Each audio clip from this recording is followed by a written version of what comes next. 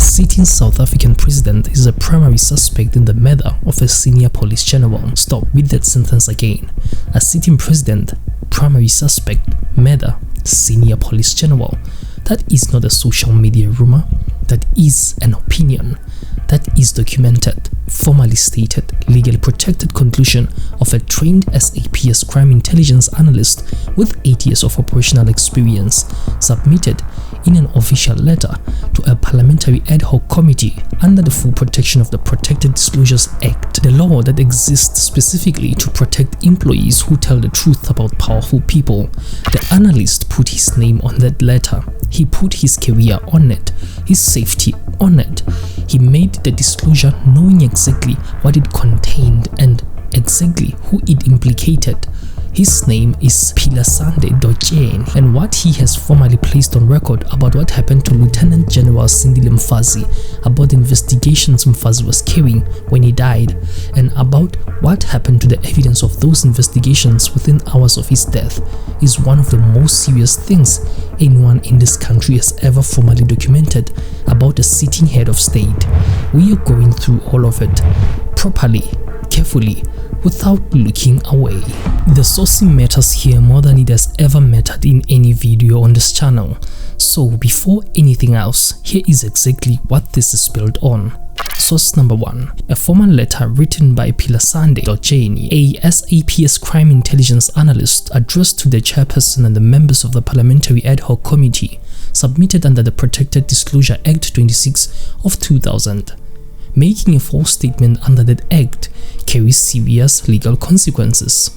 Dotyeni knows this. He made the disclosure anyway. Source 2. His public parliamentary testimony on the 3rd of February 2026, televised live. The whole country could watch it in real time. Source 3. An independent toxicology analysis conducted after the exhumation of Lieutenant General Mfazi's body. It found he had been poisoned with liquid casting resin, a toxic chemical used in plastic and industrial materials. SAPS had officially said that he died of COVID-19. These are not anonymous claims. These are sworn testimony, a formal legal disclosure, and forensic scientific findings. Each one carries serious weight on its own. Together, they construct a picture that South Africa cannot afford to ignore. There is Philasande Dotyeni, the SAPS Crime Intelligence analyst who came forward when every other avenue was closed to him. 8 years of experience, formally trained to connect the dots other people cannot see. Named on record, legally protected. There is Lieutenant General Sindile Mfazi, the SAPS Deputy National Commissioner of Crime Detection, one of the most senior law enforcement officials in the country, dead at 53. Official cause of death, COVID-19. Actual cause of death, liquid casting resin poisoning. His investigative files seized without legal authority within hours of his death. His widow prevented from entering her own home while the files were taken. There is Arthur Fraser, the Director General of State Security, who came to Mfazi in June 2020 with information about Phala Phala and later became a whistleblower against Ramaphosa. There is a Minister of Police who, according to Dotyeni's disclosure, was sitting in the President's office when he received the news of Mfazi's death and sighed with relief. There is a Chief of Staff in the Presidency who arrived at Mfazi's home on the day he died with no legal authority and directed the removal of Mfazi's investigative files. His widow was kept out of her own home during the seizure. There is the Parliamentary Ad Hoc Committee, which promised Dotyeni a protected in-camera session to present his most sensitive evidence and then closed its proceedings without honoring that promise. And there is the pocketbook, Mfazi's official SAPS pocketbook, legally admissible, unimpeachable as to its timing and origin. The one thing the people who had the reason to fear Mfazi's investigation failed to destroy, the only place where the full documented record of what he found still lives. Most people hear crime intelligence analyst and picture someone in a room reading reports. That is not what this is. An SAPS crime intelligence analyst studies crime data to identify patterns not visible in individual incidents, profiles criminal networks to understand how they are structured, identify trends before they become crises, provides the strategic intelligence that allows police to act with understanding rather than just reaction. They take raw, fragmented, contradictory information from multiple sources and synthesize it into something actionable. They turn data into insight into intelligence, intelligence into decisions. Connecting the dots is not something Dotyeni does occasionally. It is his professional function. It is what he has been formally trained and operationally deployed to do for 8 years. When a crime intelligence analyst with 8 years of experience looks at a set of facts and says these things are connected and this is what the connection means, that analysis carries professional weight that is qualitatively different from a civilian making the same observation. And there is one more thing about Dotyeni that matters enormously in the story. He explains in his letter why he could not take this evidence to the president, which is normally the ultimate recipient of a disclosure this serious. He could not take it to the commander-in-chief because the evidence implicates the president in the conspiracy to murder General Mfazi. Philasande Dotyeni says he operated within a top-secret environment and had first-hand knowledge of SAPS intelligence workflows, command culture, operational vulnerabilities, and internal suppression mechanisms. His main aim appearing before the committee was to cast a light on allegations of organized crime within the SAPS. On the 3rd of February 2026, Dotyeni appeared before the Parliamentary Ad Hoc Committee. His testimony was public, televised, and what he said in that public session was already significant enough to attract serious attention, but most people watching did not know what came next. After the public session, the committee made him a promise. They told him he would be given an additional opportunity to present evidence in camera. In-camera testimony is a formal legal mechanism. It exists when the information to be presented is so sensitive, so potentially dangerous to the witness, or so intertwined with ongoing investigations that presenting it publicly would be either unsafe or counterproductive. The committee offering an in-camera session was not doing Dotyeni a favor. They were extending a standard legal protection appropriate to the gravity of what he was about to disclose. Dotyeni accepted the promise. He prepared to honor his side of it. He had the evidence that could not safely be said in public, evidence whose public disclosure without protection could endanger him, endanger others, and compromise ongoing processes. Then the committee announced that Lieutenant General Sindile Mfazi would be the last witness to appear before the committee. After Mfazi, the committee would close. No in-camera session, no Dotyeni. No most sensitive evidence, no revised date offered, no alternative process suggested, no acknowledgement that a commitment had been made and not honored. The committee simply moved to close, and the most critical evidence that the trained SAPS Crime Intelligence operative had been prepared to present to the constitutional body mandated to hold the executive accountable was never heard. The letter is the heart of everything, and it deserves to be treated with the same seriousness it carries. The first and most foundational thing Dotyeni states is the reason he came to Parliament rather than to the President. He states explicitly that he could not, in good faith, direct this disclosure to the Commander-in-Chief because the evidence implicates the President in the conspiracy to murder the SAPS General, namely the late Lieutenant General Sindile Mfazi, who was the SAPS Deputy National Commissioner of Crime Detection. A SAPS Crime Intelligence analyst, 8 years of experience, formal letter protected Disclosure Act Parliamentary Committee saying that the President of South Africa was part of a conspiracy to murder a Deputy National Commissioner of South African Police Service. That is not an implication. It is not a suggestion. It is a specific, named, formally submitted allegation made by a person with the professional background to understand why exactly what the evidence he was presenting means. He came to Parliament precisely because the Parliament is the constitutional body tasked with holding the executive accountable, and what Parliament did was refuse to hear him in the protected forum it had promised. To understand why any of this happened, you have to understand who Mfazi was and what he knew, because the answer to the question of why a police general was allegedly murdered is always found in the question of what was the general investigating. In 2018, when Mfazi was promoted to head office, he walked into a police institution that had been paying one private company for 20 years, allegedly to the tune of 50 billion rand, for control of 3 critical SAPS IT systems. The systems that tracked every gun in the country, managed every piece of criminal evidence, linked to organized crime across provinces. Mfazi saw the contracts, he smelled corruption, he stopped the payments, and the very next day that company shut off all 3 systems. The electronic backbone of South Africa's criminal justice system went dark overnight.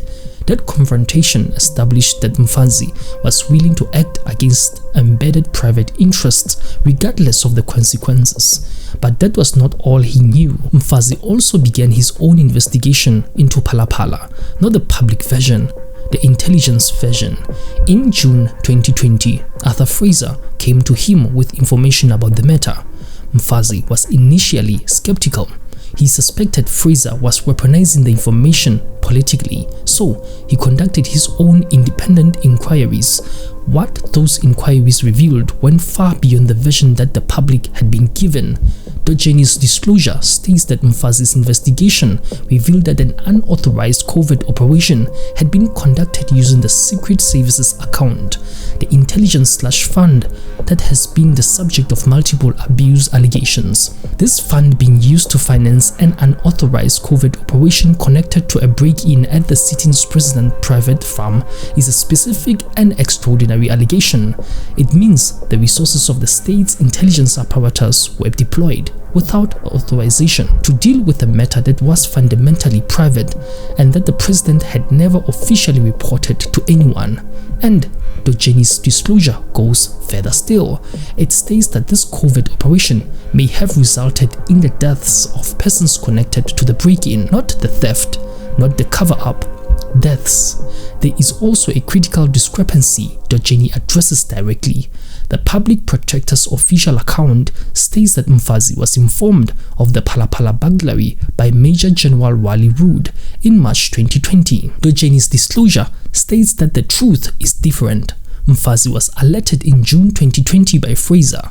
Former National Commissioner Ketla Sithole disputes the public protector's account as well. If that is accurate, the public protector's report contains false information. A report containing false information of this nature is subject to legal review and setting aside. The official version of the Phala Phala timeline may not be the truth, and the truth of that timeline is sitting in a pocketbook. A SAPS pocketbook is not a personal diary. This is the first and most important thing to understand. Under the South African law, an SAPS pocketbook is an official record. When a police officer makes notes in their pocketbook in the execution of their official duties, those notes are treated as official records of incidents made at the exact time of those incidents, admissible in court, protected by the same rules of evidence that apply to all police records, a real-time official record made in the moment by the person who was there, in their capacity as a sworn officer of the law. Almost impossible to dispute as to when it was made and what it said. General Mfazi kept a pocketbook. He made official notes in it as part of his official duties. According to Dotyeni's disclosure, those entries include documentation of Mfazi's investigation into Phala Phala. They reveal the Fraser timeline. They reveal the unauthorized covert operations. They reveal the Secret Services account. They contain everything that makes the story as serious as it is. That pocketbook is evidence, legally admissible, officially recorded, unimpeachable. Dotyeni closes his disclosure with a sentence about it. He says, "The killers believed they had erased General Mfazi's work. They believed the truth had died with him, but they were wrong. The truth did not die with General Mfazi. It lives in that pocketbook." The people who had risen to want Mfazi's investigation buried knew exactly what the pocketbook was. They knew its legal standing. They knew what entries it contained. And they knew that as long as it existed, the evidentiary record of what Mfazi had found could not be fully erased, which is why what happened within hours of his death needs to be understood in the context of that pocketbook, because what happened that evening was not a coincidence, it was a response to it. The 8th of July 2021, that is the day Lieutenant General Sindile Mfazi died. The SAPS released an official statement he had died of COVID-19. It was what the institution told the country, and for a period, that is what the country accepted. Then his body was exhumed. An independent toxicology analysis was conducted, and that analysis found that Lieutenant General Sindile Mfazi had been poisoned, not with something that could be confused with a respiratory illness, not with something that could plausibly have been misidentified by a thorough forensic examination, with liquid casting resin, a toxic chemical used in plastic and industrial materials, in a human body. The official cause of death was a lie, a deliberate, specific, institutional lie delivered by the South African Police Service about the death of one of their own deputy national commissioners. Let that settle. Then we continue, because the lie was not the only thing that happened on the 8th of July 2021. According to Dotyeni's disclosure, before the day was even over, a sequence of events was already in motion that tells you everything you need to know about what Mfazi's death meant to the people who had risen to fear his investigations. A minister of police was sitting in the president's office when he received the news of Mfazi's death and sighed with relief, not grief, not with shock, with relief. Then, within hours of Mfazi's death, a chief of staff in the presidency was at Mfazi's home on the same day he died. That chief of staff gave an instruction. He ordered Mfazi's family members and drivers to hand over the investigative files from Mfazi's home to General Vuma. Mfazi's files, the investigative records, the documentation of the FDA investigation, the documentation of the Phala Phala investigation, the notes, the evidence seized within hours by a person with no legal authority to seize them. Mrs. Sindile Mfazi, General Mfazi's widow, was prevented from entering her own home during the seizure. On the day her husband died, while people she had not invited took documents from inside, it was only through her persistence that she eventually forced her way inside, but the files were already gone. According to Dotyeni's disclosure, those files have never been recovered. He believes some have been shredded. The investigative records of the SAPS, Deputy National Commission of Crime Detection, gone within hours of his death, taken without legal authority, and never returned. A chief of staff in the presidency is not a law enforcement officer. This is not a technicality, it is a foundational legal point. The chief of staff of the presidency is an administrative official. Their role, it is the administrative support and management of the office of the presidency. It does not give them the investigative authority, does not give them the power to direct police personnel. It does not give them any mandate to direct the seizure of official SAPS investigative material. In South Africa, the seizure of official police investigative files require specific legal processes, search and seizure warrants issued by magistrates or judges, authorization through the appropriate chain of command within law enforcement, oversight mechanisms to ensure such seizures are lawful, documented and challengeable. A chief of staff in the presidency features in none of those processes. There is no provision in South African law under which that office can direct the removal of SAPS investigative files from a police general home. Dotyeni states this plainly. Such an office bearer has no legal mandate to direct the seizure of official SAPS investigative material. None. He goes further. The removal of those files occurred after Mfazi's death. Targeted material linked to sensitive investigations resulted in the disappearance of critical evidence, and it is consistent with an effort to interfere with, suppress, or control the evidentiary of investigations that threaten powerful interest.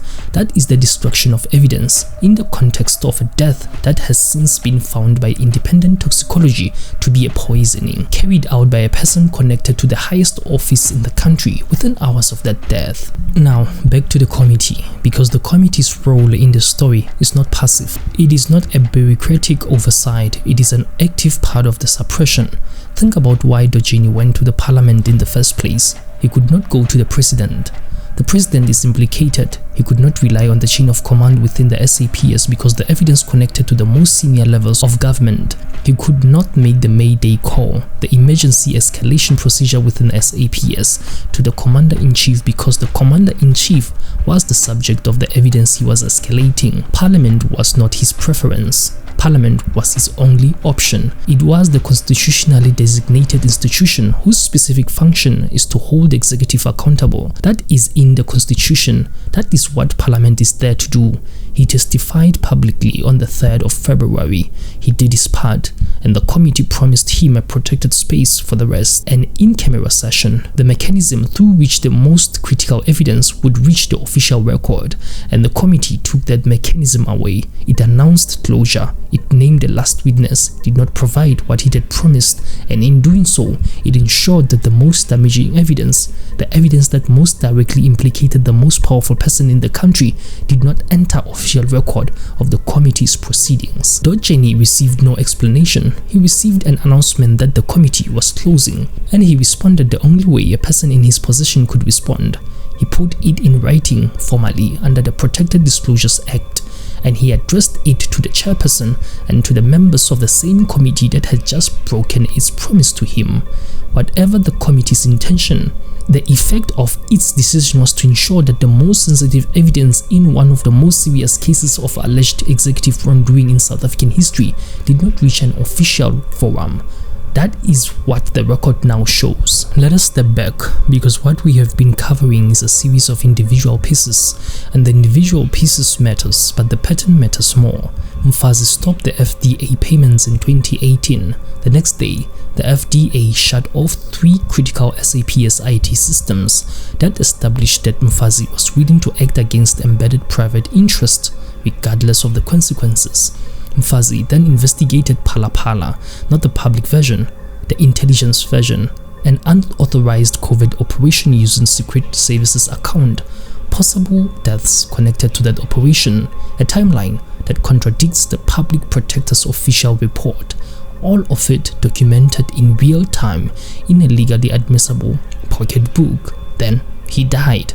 Official cause of death: COVID-19, independent toxicology, liquid casting used in poisoning. Within hours, a chief of staff in the presidency arrived at his home with no legal authority and took his files. His widow was kept out of her own home. The files have never been recovered. Some are believed to have been shredded. A minister of police received the news of Mfazi's death while sitting in the president's office and sighed with relief. The parliamentary committee was supposed to investigate all of this, broke its promise to hear the most critical evidence in camera, and closed its proceedings. And the trained SAPS Crime Intelligence analyst who documented all of this formally stated in a legally protected letter that he could not take this to the president because the president was implicated in the conspiracy to murder General Mfazi. Now, an implication is not a conviction. A disclosure, even a legally protected one, is not a verdict. What Dotyeni has done is place evidence on the formal record. What happens to that evidence is a matter for the processes that are supposed to handle exactly this kind of allegation. Processes that, as this video has documented, have so far failed to function as they should. But the pattern of documented facts describes motive, means, and a systematic effort to ensure that what General Mfazi knew does not reach the people who should act on it. Every element of that pattern is not sourced. Every element is documented. The only thing that has survived is the pocketbook and the man who knows what is in it. In 2011, the Constitutional Court handed down the Lannister judgment, a judgment about the independence of law enforcement, about what happens when political power is allowed to direct investigative power. And in that judgment, the court said something that reads today like a description of exactly what the story documents. Corruption, the court said, threatens to fail at the knees virtually everything we hold dear and precious in our hard-won constitutional order. It blatantly undermines the democratic ethos, the institutions of democracy, the rule of law, and the foundational values of our nascent constitutional project. Those words were written in 2011. They described what was coming, what came. If documented evidence in the story reflects what actually happened, is a senior police general who investigated both the looting of his own institution and a covert presidential operation. poisoned to death, his evidence file seized without legal authority, the official cause of death a lie, the one forum that could have heard the most sensitive evidence choosing to close before that evidence was even heard. This is not just a story about one general, it is a story about what happens when the systems of accountability designed to protect ordinary people from exactly this kind of abuse are either captured or complicit, when the chain of command within the police cannot be trusted, when the executive is implicated, when parliament suppresses rather than surfaces the critical evidence, when the whistleblower has nowhere left to go but the formal letter and the public record. Philasande Dotyeni came to parliament because parliament was his last option. He trusted a constitutional institution to do its constitutional work, and the institution failed him. What that failure means for the next person who discovers something this serious and looks for a place to take it is a question South Africa needs to answer now. General Mfazi spent his career trying to protect ordinary South Africans from the abuse of power. If he was killed for it, then the least South African can do is to make sure his work was not wasted, that the truth he documented in that pocketbook reaches the light, that the people named in Dotyeni's disclosure face the questions that disclosure demands they answer. That is not revenge, that is accountability. And accountability is the only thing that makes the next Mfazi's work worth doing. We started with a sentence. Let us come back to it. A sitting South African president is a primary suspect in the murder of a senior police general. Now, you know everything that sentence is built on. You know who Dotyeni is. You know what he disclosed. You know what Mfazi was investigating and why it made him dangerous. You know about the pocketbook and its legal standing. You know about the lie, the exhumation, the liquid casting resin, the minister who sighed with relief, the chief of staff who arrived with no authority, Mrs. Mfazi kept out of her own home, the files that were taken and never returned, the committee that broke its promise and closed. None of it has been contradicted by any of the people whose names appear in it. None of it will go away simply because powerful people would prefer that it did. Dotyeni ended his disclosure with a sentence that is one of the most important things said publicly in South Africa in recent memory. The killers believed they had erased General Mfazi's work. They believed the truth had died with him, but they were wrong. The truth did not die with General Mfazi. It lives in that pocketbook. Share this, not because it is content on a channel, because what Dotyeni has placed on the official record deserves to be known by every South African who cares about what this country is supposed to be. The more people know the story, the harder it is to bury, the harder it is to dismiss the disclosure, the harder it is for the people named in it to proceed as though nothing has formally placed on record. Drop a comment, tell me what question this raised for you, tell me what do you think should happen next. Subscribe, because this story is not over. The truth did not die with General Mfazi. It lives, and it is ours to carry forward.